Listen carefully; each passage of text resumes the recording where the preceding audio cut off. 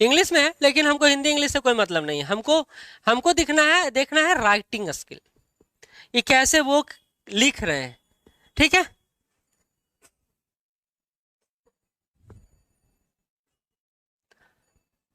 यह आया था भारत सरकार अधिनियम 1858। देखिए, बोले ना, इंग्लिश वाला ज्यादा अनुशासित है हिंदी वालों से।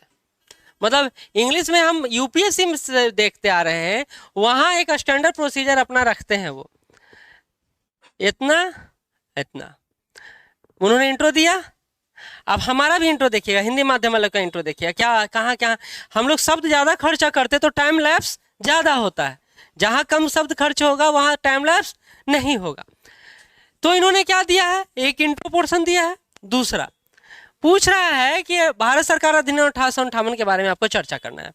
फिर इसके फीचर पर आ गए हैं, क्या क्या इसमें शामिल है, पॉइंट दे दिया इन्होंने, 1 2 3 4 पॉइंट। फिर आगे बढ़े हैं, उसी पॉइंट को आगे बढ़ाए हैं, और देखिए निष्कर्ष देखिए। देखिए ये क्या देखे, हम लोग जो फॉलो करते आ रहे हैं वो एक और समस्या के सामने आप लोग कर रहे थे कि क्या फिगर बनाए या ना बनाए। ठीक है, हाँ वो सर वो बोल रहे हैं, वो सर वो बोल रहे हैं, हम कहते हैं हम कुछ भी नहीं बोलते हैं, हमको कुछ आता भी नहीं है, लेकिन हमको वो आता है जो लिखाना है और लिखना है, हमको बस उतना आता है। वो हम पिछले 60वीं 62वीं से कॉपी फॉलो कर रहे हैं, और हम चाहते हैं कि हमारा बच्चा वैसा ही लिखे। हमको ना विद्वान वाला लिखना है और ना कमजोर वाला लिखना है। आप कमजोर आंसर राइटिंग कीजिएगा, नंबर नहीं मिलेगा। आप एकदम स्पेसिफिक हो जाइएगा तब भी नंबर नहीं मिलेगा, क्योंकि एग्जामिनर को भी तो समझ में आना चाहिए। तो साइंटिस्ट नहीं बनना है। एक और चीज बताते हैं, दिखाते हैं। इसी तरह बिरसा मुंडा आंदोलन, देखिए एकदम स्टैंडर्ड प्रोसीजर है। कोई अब ये दिखाने का इसलिए है क्योंकि टॉप 1 भी हम लोग 1 का कॉपी नहीं मिला है, बाकी 2 का मिला है, 4 का मिला है, 6 का मिला है, ऐसे मिला है। तो ये एक स्टैंडर्ड प्रोसीजर है। देखिए हम लोग बात करते थे या कहते हैं वो इंट्रो, जो चाहिए उद्देश्य या अवगुण या गुण, उसके बाद रिवोल्ट का कारण, फिर उसका कॉन्सिक्वेंस परिणाम क्या हुआ, और फिर निष्कर्ष। यही है। क्या इसने कहानी वानी जोड़ा है? नहीं जोड़ा है। कहानी नहीं देना है हम लोग को।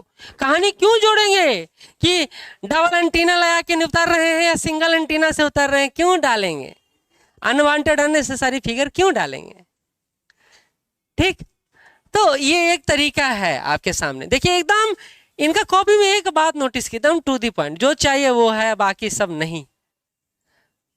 इंट्रो, कॉजेज, रिवोल्ट, रिजल्ट और कंसिक्वेंस, और फिर निष्कर्ष। इतना ही चाहिए हम लोग को, इतना ही है।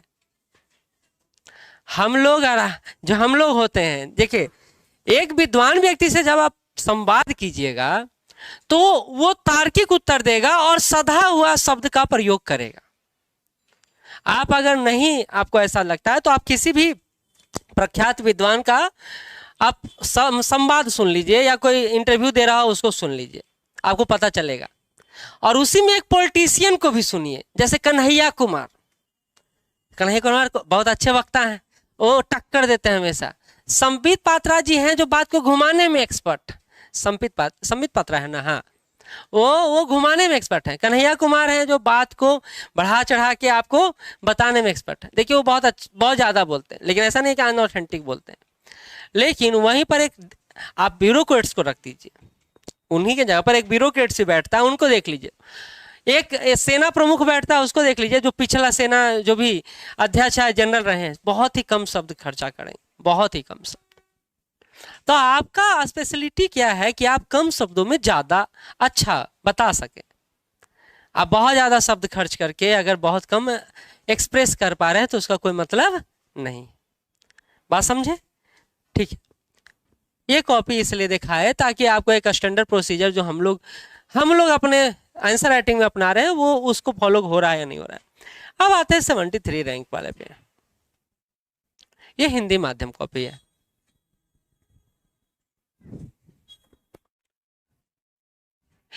ये भी वही प्रश्न को लिखे हैं, भारत सरकार अधिनियम 1858। देखिए ऐसा नहीं है कि नंबर नहीं मिला है, बिल्कुल नंबर मिला है। इन्होंने 5 लाइन 6 लाइन, देखिए हमारे हिंदी में प्रॉब्लम क्या है ना कि हम शब्दों को कहने के लिए बहुत ज्यादा भाषा शब्द का प्रयोग करते हैं। मतलब कुछ को समझाना है ना तो बड़ा एकदम सोचेंगे इतना लहा महा के करें कि बहुत अच्छा हो जाए। तो ऐसा नहीं है कि नंबर नहीं मिलता, ये बताने का चेष्टा मैं कर रहा हूँ आपको कि नंबर उसमें भी मिलता है, लेकिन टाइम लैप्स इतना होगा कि अंदर जब जाइएगा तो क्वेश्चन छूटता हुआ मिलेगा। अच्छा, पूछते हैं कोई छात्र कि एक लॉन्ग क्वेश्चन में कितना पेज दिया जाता है, तो 5 पेज दिया जाता है। शॉर्ट क्वेश्चन में कितना पेज दिया जाता है, 2 पेज, आगे और पीछे। 2 पेज ऐसा नहीं कि 1 और 2, ऐसा नहीं, आगे और पीछे। यह स्टैंडर्ड प्रोसीजर है, ठीक है। जो मैं दिखाना चाह रहा हूं आप लोग को वो है ये, इस पर चर्चा कर रहे थे हम लोग। ये यहाँ तो कम, हाँ यहाँ तो कम, यूपीएससी में जाएगा तो वहाँ हर पथ पर आपको डायग्राम दिखेगा। यहाँ बिहार भारत का दिख रहा है, वहाँ हम लोग, अब मैं कई कॉपी देखा हूँ, वहीं से मैं सीखा हूँ कि कैसे मैप का अच्छे से प्रयोग आप अपने आंसर राइटिंग में कर सकते हैं। बहुत, तो ये नेचर है आपका, ये आपका क्रिएटिविटी है। आप आंसर राइटिंग करें तो 2 बात का ध्यान रखें, पिछले से अगला कैसे इंप्रूव्ड होगा, और इंप्रूव्ड के लिए आपके पास वेन डायग्राम है, आपके पास मैपिंग है, आपके पास फैक्चुअल नॉलेज है, आपके पास करेंट इशू है उससे जुड़ा हुआ, ये सब वैल्यू एडिशन होता है डे बाय डे। तो आप वो कर रहे हैं या नहीं कर रहे हैं, बात समझे। अभी आप देखिएगा यूपीएससी में ना, मतलब छोटा में बहुत कुछ कहना होता है ना, वहां तो और 8-10 नंबर का आता है और 25 क्वेश्चन रहता है, वहां तो और नंबर ऑफ क्वेश्चन काफी ज्यादा आता है। तो कम शब्दों में कहना है तो मैप का प्रयोग करके आराम से निकल सकते हैं, ठीक। तो इन्होंने भी यही काम किया है, एक भी नहीं किया है, देखिए अगले में भी किए हैं। ये बिहार का पूर्णिया बंगाल नदिया ये दिखाने के लिए इन्होंने इस मैप का प्रयोग किया है। तो ये आप पर निर्भर करता है कि आप कैसे लिखते हैं। अब देखिए इन्होंने बिहार का मैप बनाया है, ऐसा तो है नहीं कि एकदम उंगली से एकदम एकदम एकदम कोना कोना मिला रहे हैं, ऐसा तो है नहीं। एक सिंपल फ्लो चार्ट होता है जिससे पता चलना चाहिए बंगाल नहीं बिहार है। वो रोटी बनाते हैं ना, तो पहला बार जो रोटी बनाते हैं, भारत का हर राज्य का मैप बनता है, तो वैसे नहीं दिखना चाहिए कि बिहार है बस। नहीं, यमुना को लाए हैं हम पकड़ के कि चलो बहुत गंगा परेशान कैले हैं, यमुना को लेके चलते हैं। ऐसा ऐसा क्वेश्चन पूछे ना इन लोग बच्चों वाला, ठीक है। ये एक प्रोसीजर था आपको बताने का कि आप गलत नहीं कर रहे हैं, या आप क्रिएटिव होते हैं तो कोई गलती नहीं। हम एलएसडब्ल्यू सब्जेक्ट लिए थे ऑप्शनल, एज ए ऑप्शनल। एलएसडब्ल्यू में हमारे साथ एक रिस्ट्रिक्शन लगा, उसके बाद हम उसको स्किप किए थे कि आप उसमें कुछ क्रिएटिविटी नहीं कर सकते, कुछ भी नहीं। ला है, ला मतलब आपको प्रोसीजर है कारखाना अधिनियम, तो वो एकदम पार्ट बाय पार्ट से इस सीक्वेंस से लिखते जाना है। वो आपको ना, वो रटने वाले लोगों के लिए सबसे अच्छा ऑप्शन हुआ करता था। लेकिन वो जो क्रिएटिव लोग हैं उसको वो सब्जेक्ट, नहीं ऐसा नहीं करूँ मैं क्रिएटिव हूँ, मतलब कहता हूँ जो रटने वाला नहीं है उसको वो सब्जेक्ट अच्छा नहीं लगता है। बहुत सारे लोग लिए। तो ये व्यक्ति पर निर्भर करता है कि वो अपने आप को कैसे प्रेजेंट करता है। लेकिन एक बात नोटिस हमेशा कीजिएगा, शॉर्ट क्वेश्चन में कम शब्दों में ज्यादा दिखाना होता है, और ज्यादा दिखाना है तो हमको कीवर्ड्स का प्रयोग करना पड़ेगा।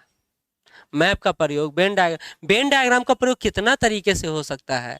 एक ही विषय वस्तु को दिखाने के लिए देखिए, प्रोबेबिलिटी में हम वेन डायग्राम पढ़े थे कैरियर लॉन्चर में, दिल्ली में पढ़ रहे थे, तो उन्होंने बताया प्रोबेबिलिटी को दिखाने के लिए एक वेन डायग्राम का, एक कुछ के लिए 5 तरह का, एक एक फिर एक फिर एक, ये दोनों एक ही दिख रहा है नहीं, ए है ये बी है, ये बी है और ये, आप कई तरह से प्रयोग कर सकते हैं, ये अलग अलग भी हो सकता है। तो ये तो दिखाने का तरीका है ना कि आप कैसे प्रेजेंट करते हैं, ये आपके प्रेजेंटेशन का तरीका है। क्योंकि सी सेट में उस समय पहली बार लॉन्च ही हुआ था, तो उस समय ये सब हम लोग सीखते थे। तो आप लोग ये बताइए, ये समझिए कि हम लोग जब आंसर राइटिंग कर रहे हैं तो हम लोग कैसे फ्लो चार्ट, डायमेंशन और ये जो आपका ज्यामितीय आकृति है उसका उपयोग कैसे करें, ये हम लोग पर निर्भर करता है। आपका आंसर राइटिंग उतना ही बेस्ट होगा। बड़ी बात यह है कि नंबर ऑफ क्वेश्चन बढ़ा है, और बढ़ा है तो हम उसको कम समय में कैसे टैकल करें, हमारा अभ्यास पूर्णतः उसी पर निर्भर होना चाहिए। तो ये कैसे सीखिएगा? ये कंट्राडिक्शन से बचने के लिए आप लोगों को बताया, क्योंकि हम शुरू से लेकर अंत तक हर चीज को फॉलो करते हैं कि क्या कैसे कैसे मार्केट में। एक पहले जो नहीं होता था जो अब हो रहा है वो है ये, देख रहे हैं बुलेट।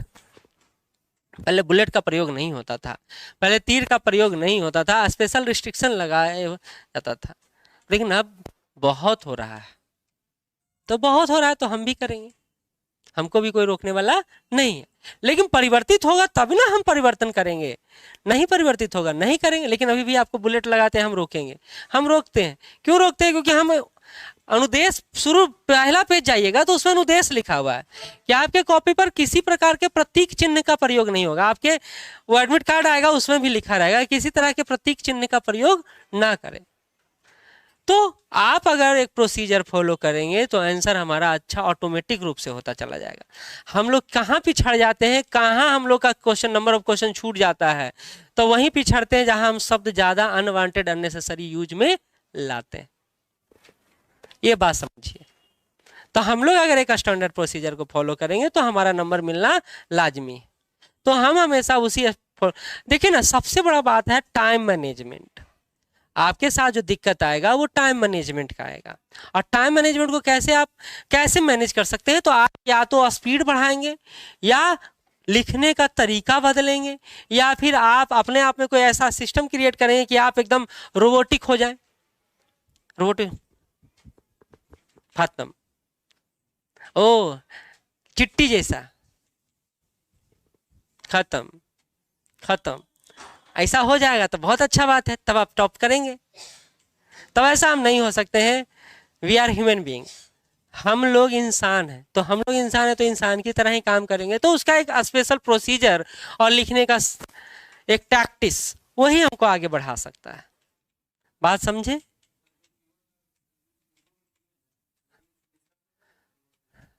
कर सकते हैं, लेकिन रिपीटेशन, दोहराव से बचें। देखिए, एक बात हमको पता नहीं चलता है कि आपके पास कितना कितना करोड़ शब्द हो सकता है, तो आप द्वितीय शब्द के पीछे काहे पड़े हुए हैं? आप जो इंट्रो में शब्द प्रयोग करें वो निष्कर्ष में प्रयोग करें। क्यों? आपके पास शब्द संख्या काफी ज्यादा है। आप तो चाहें तो हर क्वेश्चन को ना अलग तरीके से लिख सकते हैं। हर क्वेश्चन में ऐसा लिख सकते हैं कि रिपीट वर्ड हो ही ना दूसरा क्वेश्चन में, लेकिन नहीं होता ऐसा, क्योंकि हम लोग पास शब्द नहीं है, हम लोग के पास शब्द नहीं है। और एक गलती आप लोग का है, क्योंकि आप लोग समय रहते क्या मोबाइल तो नीचे कहाँ देख रहे थे? हाँ ठीक है, इधर देखिए। आप सोचिए, हम सोचते हैं कि कुछ अच्छा आपको सिखाएं डे बाय डे क्लास में, तभी इतना रिसर्च करके लाते, नहीं तो क्या जरूरत है? बोलने से भी काम चल सकता है ना, लेकिन नहीं चलाते हैं, क्योंकि हमको पता है कि आप लोग विश्वास तब करते हैं जब सामने चीजें उपस्थित होता है। तो हमको एक लिखने का स्टैंडर्ड खुद में विकसित करना पड़ेगा, और हमको वो लेवल ले जाना है जहां हम भी 1 to 5 के लायक लिख सकें, बता सकें। विशाल इतना दिन में उनको कहने के लिए 5 लाइन में वो लिखते हैं, 6 लाइन में लिखते हैं भूमिका, अभी तक शॉर्टो क्वेश्चन में लिखते हैं ना। क्यों लिखते हैं? क्योंकि अभी तक हम शब्द पर पकड़ नहीं बना पाए। हम जब तक शब्दों से नहीं खेलेंगे, आपको लगता है कि आप अच्छा लिख सकते हैं अच्छा नहीं बोल के? जब तक अच्छा बोलिएगा नहीं, जब तक अच्छा लिखिएगा नहीं, तो हम बोलते ही नहीं। आप लोगों में से कभी सिलेबस छोड़ के कभी बात ही नहीं होता कि सर 1 GD होना चाहिए सप्ताह में, डेली। सप्ताह में 1 ही GD करवाइए, ज्यादा मत करवाइए। इससे क्या होगा? कम्युनिकेट करिएगा। डरिए, सरस्वती पूजा में बस 2 मिनट बोलने के लिए हाहाकार मच गया एकदम पूरे मैदान में, मच गया ना? क्या वो मचना चाहिए था? क्या वैसा होना चाहिए था? नहीं होना चाहिए था। एज ए सिविल एस्पिरेंट हम लोग के तो काम ही है वही करना, बोलना। तो ये हम लोग कब सीखेंगे? सिलेक्शन के बाद। सिलेक्शन होगा ही नहीं, सिलेक्शन नहीं होगा जब तक एक स्टैंडर्ड प्रोसीजर फॉलो। हाँ, रिजर्वेशन के आधार पर जीत सकते हैं, तो लड़का लोग छोड़ दें, फिर उम्मीद इस सदी में आपका हो जाएगा। लड़की लोग जीत जाएगी। अभी 1000+ रैंक लाके कई लड़कियों का वेलफेयर ऑफिसर में हुआ है, उनका हो सकता है, आपका नहीं। या फिर आप एकदम SC में जन्म ले लीजिए, ST में नहीं, SC में, और थोड़ा सा पढ़ने में ठीक रहिए, तभी हो सकता है। रिजर्वेशन के आधार पर, टैलेंट के आधार पर नहीं। टैलेंट को रिजर्वेशन का जरूरत है, लेकिन उतना नहीं है जितना मिलना चाहिए। अगर आप में योग्यता नहीं है तो आप छीनने के लिए अपने आप को सुधारेंगे ना, आप अपनी योग्यता को क्रिएट करेंगे ना। इसलिए कल 8+8+8 रूल फॉलो बता रहे थे, तो उसे बोले कि 2 घंटा दिन में क्रिएटिविटी पर काम कीजिए कि हम कैसे इंप्रूव कर सकते हैं। 8 घंटा काफी है पढ़ाई के लिए, 8-10 घंटा काफी है पढ़ाई के लिए, लेकिन 2 घंटा 1 घंटा क्रिएटिविटी पर सोचिए कि हम ऐसा क्या करें। दिमाग में चलते रहना चाहिए कि अगला आंसर हमारा पिछले से बेहतर हो। तो उसके लिए सबसे जरूरी है शब्द। तो शब्द चयन करेंगे ना हम 10-15 डेली शब्द चयन करेंगे और उसको यूटिलाइज करेंगे अपने आंसर में। हम अपने क्वेश्चन के अकॉर्डिंग शब्द को संकलित करके उसको यूटिलाइज करेंगे आंसर में। देखिए आपका वो हो जाता है, जैसे ही यूटिलाइज कीजिएगा ना 2 बार, सिर्फ 2 बार वो शब्द आपका हो जाएगा। सोचे हैं, किए हैं कभी? सर आप करिए ना, हम हैं पीछे खड़ा एकदम झंडा लेके। नहीं किए हैं तो कैसे? कोई टीचर क्या करेगा आपके लिए? घोल के पिलाएगा? नहीं पिलाएगा। ये ऑनलाइन वाले के लिए भी है, ऑफलाइन वाले के लिए भी है। आप सिविल एस्पिरेंट बनने लायक नहीं हैं क्योंकि आप काम नहीं करते। अगर करेंगे तो सिविल एस्पिरेंट अगले साल हमारे लिए सिविल सर्वेंट होंगे, और नहीं करेंगे तो दिन भर वही निकम्मा टाइटल लेके ढूंढते रहेंगे जिसको एस्पिरेंट बोला जाता है। फिर वो सिविल टीचर हो जाएंगे लाइक मी। सीरियसली क्या करेंगे फिर? और अगर पढ़ा भी नहीं अच्छा पाए तो फिर कुछ और कर लेंगे, खानदानी कोई काम होगा, जूता सिलने वाला, चप्पल सिलने वाला, या फिर हो सकता है फैक्ट्री में काम होगा। क्योंकि हम नीचे से ऊपर तक हर काम को सही मानते हैं। वो काम खराब नहीं है क्योंकि मेहनत से किया जा रहा है, लेकिन आप उस योग्य हैं, ये खराब बात कि आपकी योग्यता वहीं रह गई है।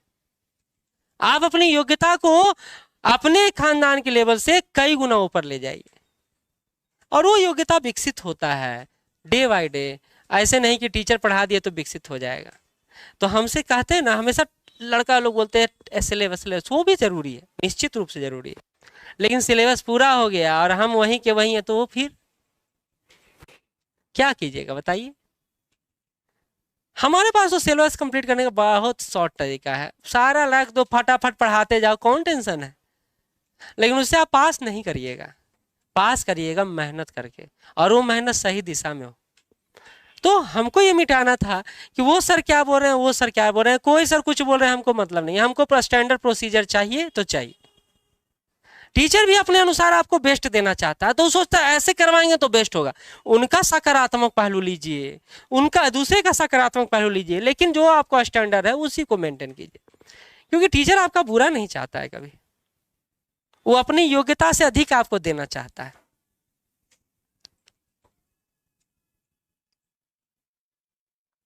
ठीक है, और कोई सवाल मन में हो लेखन शैली को लेकर? क्योंकि हमारा क्लास इसी में झूल रहा था, वो ऐसे बोल रहे हैं, वो ऐसे बोल रहे हैं, कोई कुछ बोल रहे हैं, हम भी कुछ भी बोल रहे हैं, लेकिन जो एक स्टैंडर्ड प्रोसीजर है जो हम लोग देखते आ रहे हैं, आप लोग भी देखें। आपके पास भी टेलीग्राम चैनल है, आपके पास भी यूट्यूब चैनल है, आपके पास भी इंस्टाग्राम है, फोटो डालने के अलावा कुछ और भी करें। ऐसे हमारे क्लास में बहुत कम ही बच्चे हैं जो फोटो डालते हैं ना, सर कुछ तो डालवे नहीं करते हैं, कोई बात नहीं, दुनिया को दिखाइए कि हम कैसे हैं, लेकिन अपनी योग्यता के आधार पर। सुंदरता तो दुनिया में एक पर एक है, आप वहाँ कहीं टिक नहीं पाएंगे, कितनों फेयर एंड लवली लगा लें, लिपस्टिक लगा लें, चाहे पॉलिश कितना करवा लें, एक से दूसरा, दूसरा से तीसरा अच्छा होते चला जाएगा, लेकिन योग्यता सब में अच्छा नहीं होता है। यानी योग्यता के आधार पर एक प्लेटफॉर्म प्राप्त कर ले, उससे बेहतर कुछ नहीं होता है ना। चलिए, तो ये बताना आपको समझाना जरूरी था। हाँ, लॉन्ग क्वेश्चन देख लीजिए ना।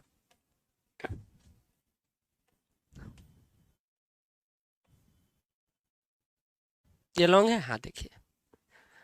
भारतीय राष्ट्रीय आंदोलन के उदय के कारकों की चर्चा कीजिए, इसे स्वतंत्रता संग्राम में किस प्रकार दिशा दी है।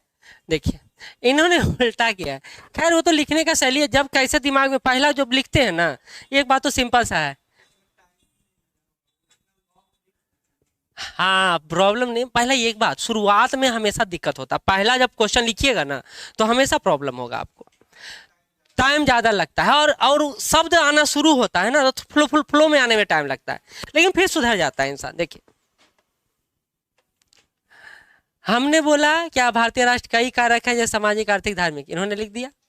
अब देखिए सामाजिक का हम ये बोलते हैं कि ये सामने मत लिखिए, क्यों नहीं लिखिए, ताकि आपका, लेकिन उन्होंने क्या किया है, बॉक्स बना दिया है ताकि विजुअलिटी बढ़े। बॉक्स क्यों बनाया गया, विजुअलिटी दिखाने के लिए। फिर ये बताएं, फिर अगला लिखे हैं, फिर अगला लिखे, तो ऐसे तो लिखते चले गए। 5 पेज दिया जाता है, आप उसको किस रूप में लिखते हैं ये देखिए। कई सारा क्वेश्चन छूट भी गया है इनका, आधा आधा ही लिखे, एक एक पेज में ही लिखे, लास्ट में टाइम ही नहीं बचा, बहुत टाइम लग जाएगा। तो ये टाइम मैनेजमेंट है जो हम चाहते हैं आपसे।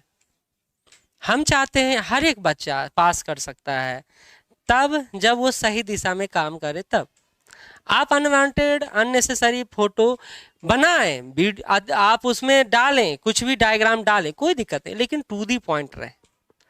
आप उसके कहानी पर ना पढ़े, क्योंकि कहानी बीपीएससी या कोई भी सिविल सर्विसेज एग्जाम में नहीं पूछा जाता है। तथ्यात्मक और कंसेप्चुअल नॉलेज आपके पास होना चाहिए, प्लस उसके बाद प्रेजेंटेशन बहुत मायने रखता है। कोई भी मूवी आप देखें ना, ये मांझी द माउंटेन मैन देखे ना, वो मूवी सिर्फ अपने स्टोरी लाइनअप के आधार पर हिट किया है, नहीं तो जो एक्टर है बहुत विश्वविख्यात नहीं। अगर वहीं पर आमिर खान उस मूवी को किए होते ना तो वर्ल्ड वाइड रिलीज होता, कलेक्शन उसका कई हजार गुना बढ़ जाता, लेकिन वो एक साधारण सा एक्टर एक्ट किए हैं तो वो उतना कलेक्शन नहीं कर पाया है जितना उसकी योग्यता है उस मूवी का। तो प्रेजेंटेशन बहुत जरूरी है, कौन उपस्थित है, कैसे उपस्थित है, ये बहुत जरूरी है। बात समझे, क्योंकि आप कंट्राडिक्शन में रहेंगे तो हम भी कंट्राडिक्शन। आप हमसे बार बार एक ही सवाल पूछते हैं, वो ऐसे बोल रहे हैं, वो ऐसे बोल रहे हैं, हम कहते हैं हम कैसे बोल रहे हैं, वो कैसे बोल रहे हैं, मतलब नहीं है। मतलब यह है कि आपको डिमांड को फुलफिल कैसे करना है, आप उस अनुसार फुलफिल करें। और एक बात जिंदगी में अपना ले, डे बाय डे क्वेश्चन में इंप्रूवमेंट, ये आपकी विशेषता होनी चाहिए। ये नहीं कि हम सिर्फ आंसर लिख के ला रहे हैं, एक ही लिख के लाएं लेकिन सही से लिख के लाएं। कल ही जैसे इनका कॉपी चेक कर रहा था, इनका एक सेंटेंस अच्छा था लेकिन हमको और अच्छा चाहिए था। अब वो दिमाग में ऑटोमेटिक नहीं आता है, हम उसको सोचते रहते तो बाद में आ जाता है। अब आप डायरेक्ट पूछते तो हमारे साथ दिमाग में नहीं आएगा, लेकिन हमको नहीं अच्छा लगा तो नहीं अच्छा लगा। ये होता है, क्लिक करता है ना माइंड में आपके कि ये इस जगह पर कुछ और होता तो बेहतर होता। तो कई बार ऐसे घटनाओं से रूबरू होते हैं हम लोग। ठीक है, समझ में आ गया। हिंदी इंग्लिश दोनों दिखा दिया हमको ना, लड़ना तो दोनों से है ना, हमको सिर्फ हिंदी वाला से लड़ना है, हमको इंग्लिश वाला से भी लड़ना है। तो वो स्टैंडर्ड प्रोसीजर में है, हम हैं या नहीं है उसको देखना हमारा काम। क्योंकि एक बात मानेंगे ना कि 17वीं में सारे लोग फॉर्म भरेंगे, 68 टॉपर भी और 68 लूजर भी, 69 टॉपर भी और 60